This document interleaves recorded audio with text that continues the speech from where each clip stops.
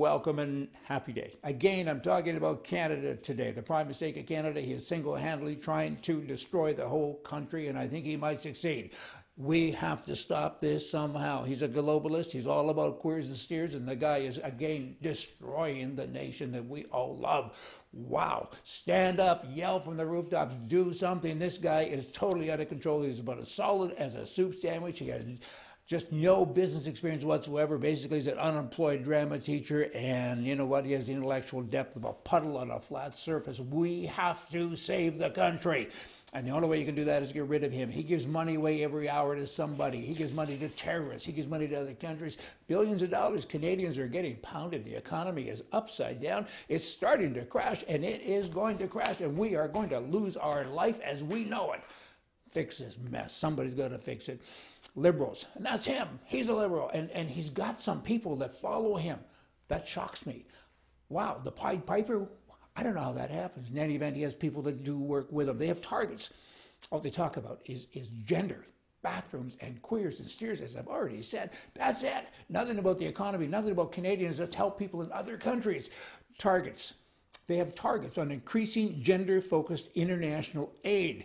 The Canadian International Development Platforms, it's called the CIDP, all they talk about again, greater focus, rigor, and innovation are needed to meet these targets in other nations. And this development minister goes on to say, hey, feminist international assistance policies have significantly helped other countries, and we're working at it, and we have to include a sexual and reproductive health right program for women. We need to empower women and people of other mixed up genders. Canadians are hungry. They don't have work anymore. They don't have any money. What are you bloody doing? Let's stop that. Justin Trudeau, when he was recently in Edmonton, he stood up in front of everybody, and here's what he said, talking about genders. All he does is talk about genders all of the time. And let me correct myself. This is an Edmonton newspaper that I'm reading. He wasn't in Edmonton, he was in Argentina at the G20 thing-a-ma-do, whatchamacallit. And he says, I want to talk to all of you people about gender impacts when you bring construction workers into a rural area. Firstly, the guy's never had a job in his life. Construction in a rural area, he's never been to a rural area, probably. What is he talking about? Here's exactly what he said. Verbatim, here it comes. This is a man that runs a country, okay? So there's all sorts of shifts we're making because we know that you cannot succeed as a society if you're holding back half of your population. I wasn't aware we were doing that. And looking at all the different barriers and moving forward and reducing them and eliminating them, as well as a government body, looking at how different decisions can have an impact on women in a positive or a negative way. Even big infrastructure projects, you know, might now say, well, what does a gender lens have to do with building this new highway and this new pipeline or something? Are you embarrassed yet? If you're a Canadian, it'll come to you shortly. Well, you know, there are gender impacts when you bring construction workers into a rural area. There are social impacts because they're mostly male construction workers. How are you adjusting and adapting to those? That's what the gender lens budgeting is all about. These are all things that we've been doing. I can't make this stuff up. Not to be nice, not to be better, or not to be moral, but to be smart about getting women and the very best out of all of our citizens and the best for our economy, because entrepreneurs tend to make better choices than others. We've seen it study after study. I don't know what he said. I think he's saying that women are supposed to work equal to men. I guess women don't have babies anymore. I don't know. I guess they're all strong like men. I don't know that either. Dumb. Go run the country. People need to work now. I could go on and on. Now, it does seem to rub off, though. Now we have in Prince Edward Island, this is now a law.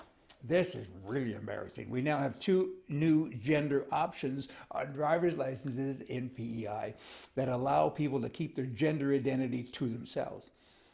So you now have the option of saying gender not listed, prefer not to say, or you can join the existing male and female options, or you can, of course, use other. This is an important step in advancing equal human rights for everyone.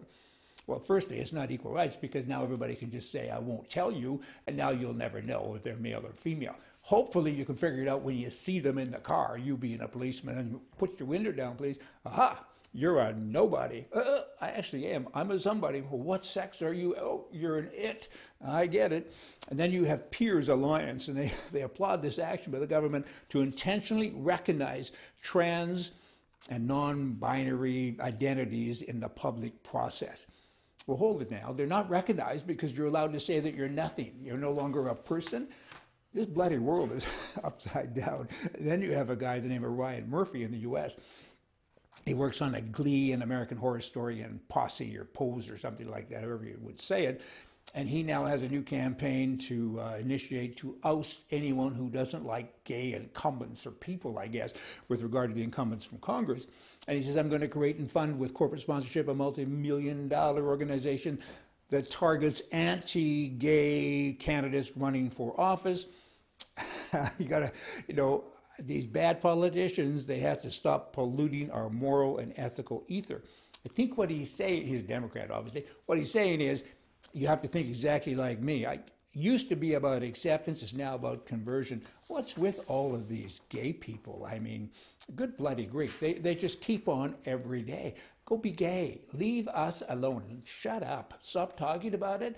I mean, they're getting 99% of the press time, and they're maybe 1% of the population. I don't care what. Go marry a bale of hay. Just don't bring it to my house. You're telling me I don't have that right, because that's what that last guy is saying. You must embrace our lifestyle and tell us that you love us and have a love fest. Well, I don't. I'm homophobic. I'm also liberal-phobic. So what? I'm allowed to be that, aren't I? We all should be allowed to kind of have our own thing and to do what we want to do, so leave us alone. Hey, you all come back here tomorrow. We're going to have more for you from the right. See ya.